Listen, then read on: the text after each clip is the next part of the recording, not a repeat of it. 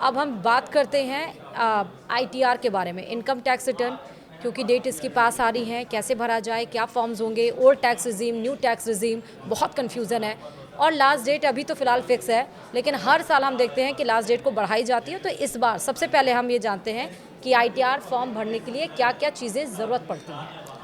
देखिए, आईटीआर भरने के लिए सबसे पहले तो हमें अपना बैंक स्टेटमेंट चाहिए होता है। जो टैक्स पेयर है, जो असेसी है, उनका बैंक स्टेटमेंट चाहिए होता है। उनको ये चाहिए कि जो एक टीआईएस फॉर्म होता है और एक एआईएस फॉर्म होता है, वो ऑनलाइन डाउनलोड कर लें। अपने 26 एएस को डाउनलोड कर लें। जहाँ पे उनका कैपिटल गेन का अकाउंट है, वो कैपिटल गेन की टैक्स पीएनएल निकाल लें और उसको कंपैरिजन कर लें। इनकम के 5 सोर्स होते हैं: income from salary, income from house property, income from capital gain, profit and gain from business and profession और इनकम फ्रॉम अदर सोर्स। तो इस पांचों सोर्स का एक जानकारी इकट्ठा कर लें।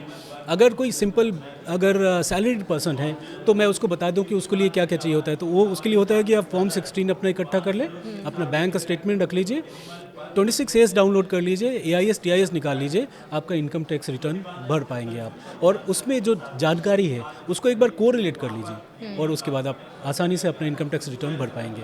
वैसे ही अगर कोई बिज़नेस का अगर पर्सन है तो उसको अपने बिज़नेस का के लिए बैलेंस शीट बनाना पड़ेगा और 26 एस, एआईएस, टीआईएस और बैंक स्टेटमेंट को एनालाइज करके अपना बैलेंस शीट बनाना पड़ेगा और बैलेंस शीट बना के आप आईटीआर फाइल कर सकते हैं। अब बात आती है ओल्ड टैक्स रिजीम या न्यू टैक्स रिजीम, किस में आईटीआर फायदा और किस में ज़्यादा बेनिफिट होगा।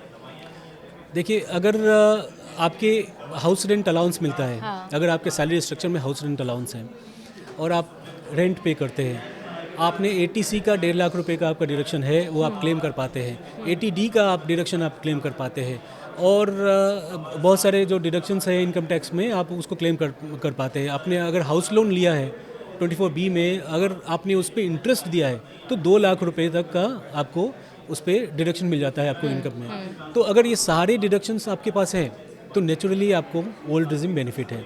कहने का मतलब ये है कि अगर आपकी इनकम 15 लाख रुपए तक है तो अगर आपकी डिडक्शंस 4 लाख रुपए से ज़्यादा हैं तो आप ओल्ड रिजिम में चले जाइए।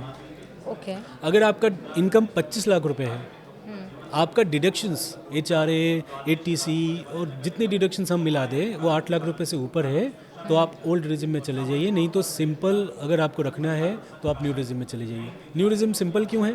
आपको कोई प्रूफ नहीं रखना, आपको डिडक्शन नहीं मिलता, टैक्सेस के रेट्स कम है, 4 लाख, 8 लाख, 12 लाख, 16 लाख ऐसे करके है और कई स्लैब्स है और 24 लाख के ऊपर 30% शुरू होता है। यहाँ ओल्ड रिजिम में हम अगर देखें तो 10 लाख के ऊपर 30% का शुरू हो जाता है। तो ये गैप है।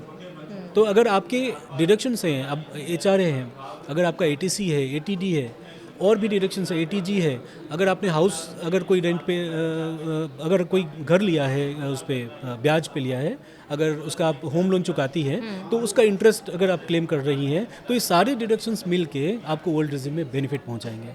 लेकिन अगर आपके पास एचआरए नहीं है तो आप बिल्कुल न्यू रिजिम चूज़ कर लीजिए, ओल्ड रिजिम में जाने की ज़रूरत नहीं है आपको। बहुत सारे लोग ये सोचते हैं कि आईटीआर भरने से मतलब वो चाहते हैं कि कोई बेनिफिट पे मिल जाए, आईटीआर ना भरना पड़े, उस केस में क्या करना होगा।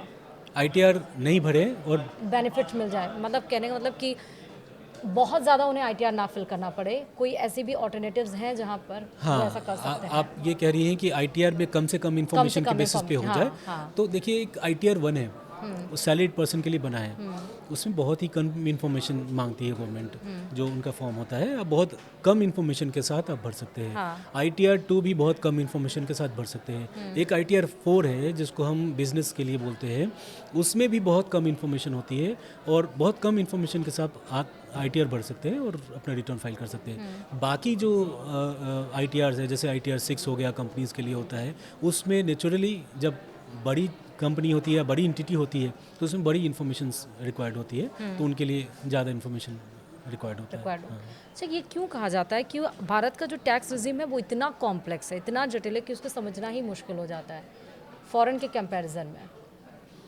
कॉम्प्लेक्स तो है और मैं आपको बताऊं कॉम्प्लेक्स है, इसका ये रीज़न है कि हम अगर आसान इसको बना दे, पहले ये सोचते थे, गवर्नमेंट सोचती थी कि आसान बना दे तो उसमें लूप होल निकल जाएंगे और लोग उसका बेनिफिट उठा लेंगे। इसका अभी बेनिफिट नहीं उठा रहे होंगे लोग। आप उठा रहे हैं ना। अभी टैक्स प्लानिंग मतलब आप वैसे तो एक तबका है जो आप जितना भी प्रोविज़न लेके आइए उसमें से कुछ ना कुछ लूप होल निकाल के और शिफ्ट हो ही जाते हैं। हाँ। लेकिन मैं एक डाटा आपसे शेयर करता हूँ। इंडिया की पॉपुलेशन 140 करोड़ है और 70-80 करोड़ आधार वाले लोग हैं, 70 करोड़ पैन कार्ड होल्डर्स हैं। ITR भरने वाले सिर्फ कितने हैं? 9 करोड़। 9 करोड़। बस 9 करोड़ लोग ITR भरते हैं, इंडिविजुअल्स। ओके। उस 9 करोड़ में भी जो 2/3 लोग हैं बेचारे, वो क्या करते हैं, वो अपने नील की इनकम दिखाते हैं। जैसे अगर आपका इनकम अगर 12 लाख रुपए तक मतलब एग्जम्पशन लिमिट 12 लाख रुपए है न्यू रिजिम में, तो दिखाएंगे 11,50,000 रुपये अपने वाइफ की ट्यूशन इनकम। अगर उनका कोई इनकम है तो दिखाना पड़ेगा, उनको फॉर्म 16 के हिसाब से दिखाना पड़ेगा। लेकिन अपने वाइफ की, अपने रिलेटिव्स की और बाकी लोगों की इनकम भर के और वो एग्जम्पशन लिमिट तक ले जाते हैं और दिखाते हैं। तो मतलब 2/3 लोग टैक्स नहीं देते। देता कितना है कौन है? 1/3, 3 करोड़ लोग।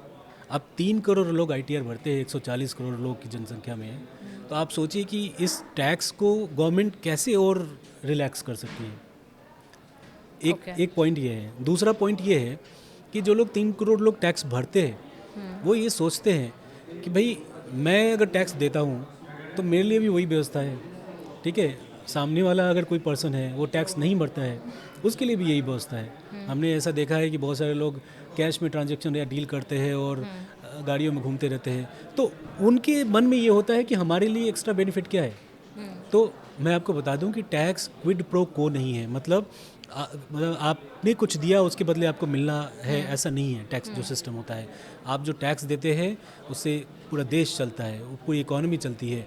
आपके टैक्स के पैसे से गवर्नमेंट एक्साइज ड्यूटी कम कर पा रही है और जो पेट्रोल डीजल और क्रूड के प्राइसेस इंटरनेशनल मार्केट में बढ़ रहे हैं उसका इफेक्ट जनता को पास ऑन नहीं किया जा रहा है, गवर्नमेंट के पास में उसको एब्जॉर्ब कर दिया जा रहा है। तो ये टैक्स का बेनिफिट है। तो आपको लग रहा है कि अभी जो टैक्स सिस्टम हमारा एग्जिस्टिंग टैक्स सिस्टम है वो वैसा ही रहना चाहिए और इसे और एडवांस होना चाहिए? बिल्कुल एडवांस होना चाहिए। और आपने देखा होगा कि अभी इनकम टैक्स एक्ट 2025 आया, एक 1961 से पुराना चला आ रहा था। हाँ। उसमें एक टर्म हुआ करता था, not with standing anything contain.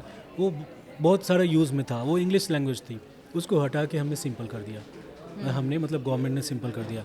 मतलब गवर्नमेंट ने करंट इनकम टैक्स को बहुत ही सिंपल लैंग्वेज में रीड्राफ्ट कर दिया है, जिससे कि लोगों को पढ़ना और समझना आसान हो और उनको बहुत ज़्यादा कॉम्प्लेक्स नहीं हो उनके लिए, और वो पढ़ के और एनालाइज कर सके और इंटरप्रेट कर सके। उसके लिए किसी एक्सपर्ट के पास जाने का उनको ज़रूरत नहीं हो, ऐसा सोचा गया है। तो इसको किया गया रिस्ट्रक्चरिंग। अब मैं आपको बताऊं कि जीएसटी में अभी भी काफ़ी सारे स्ट्रक्चर्स हैं। गोल्ड का अलग है, डायमंड का अलग है, 5% है, 18% है, 28% के अभी भी बहुत है। इनपुट टैक्स क्रेडिट को लेके बहुत लड़ाई होती है। इनपुट टैक्स क्रेडिट किसको मिलेगा, किसको नहीं मिलेगा, बात सुप्रीम कोर्ट तक जाती है। तो ये सारे क्या है, टैक्स जितना सिंपल होगा उतनी लिटिगेशन कम होगी, हाई कोर्ट सुप्रीम कोर्ट पे दबाव कम होगा, गवर्नमेंट के पास उतनी क्लियर टैक्सेस आते रहेंगे और बिजनेस को भी बेनिफिट होगा। अननेसेसरी उनको जीएसटी का नोटिस नहीं आएगा। तो ये टैक्स अगर स्ट्रक्चर अगर ठीक रहे या टैक्स का लैंग्वेज अगर ठीक रहे तो इकोनॉमी को बेनिफिट होता है। अब ITR में क्या क्या डॉक्यूमेंट्स की ज़रूरत पड़ेगी और कैसे आपको फिल करना है ITR, ये आपने जाना, लेकिन ITR की ड्यू डेट क्या होगी, क्या है? जो इंडिविजुअल्स हैं जो बिज़नेस नहीं करते उनके लिए 31 जुलाई 2026 लास्ट डेट होगी। ठीक है। जो बिज़नेस करते हैं जिनमें टैक्स ऑडिट रिक्वायर्ड नहीं है उनके लिए 31 अगस्त लास्ट डेट है। जिनका टैक्स ऑडिट रिक्वायर्ड है उनके लिए 31 अक्टूबर होगा, और जहाँ पे ट्रांसफर प्राइसिंग का इन्वॉल्वमेंट होता है उनका 30 नवंबर होगा। तो ऐसे 4 ड्यू डेट्स हैं। 4 ड्यू डेट्स बनाएंगे। बट हम अगर नॉर्मल भाषा में अगर बात करें, जनरल भाषा में बात करें, तो आम लोगों के लिए ड्यू डेट एक ही है, 31 जुलाई। 31 जुलाई। तो इसीलिए ड्यू डेट आपकी बीत ना जाए उससे पहले आप ITR फिल कर दीजिए सारे डॉक्यूमेंट्स के साथ। गोल्ड के क्यों प्राइजेस फ्लक्चुएट हो रहे हैं और साथ ही क्रूड ऑयल की वजह से कैसे पेट्रोल और डीजल्स के प्राइजेस हाई हो रहे हैं in comparison of other states के कंपैरिजन में भारत में तो फ़िलहाल तब भी कम है। तो इसलिए परेशान होने की ज़रूरत नहीं है, क्योंकि सरकार बैठी हुई है सारी चीज़ों को देखने के लिए और आपको संभालने के लिए। फिलहाल हमारे साथ जुड़ने के लिए इस पॉडकास्ट में रंजीत जी बहुत बहुत शुक्रिया। धन्यवाद। इस पॉडकास्ट बहुत ज़्यादा इंपॉर्टेंट है, इसलिए इसको देखिए भी और इसको शेयर भी ज़रूर करिए। इस पॉडकास्ट में इतना ही। देखते रहिए न्यूज़ 18। नमस्कार।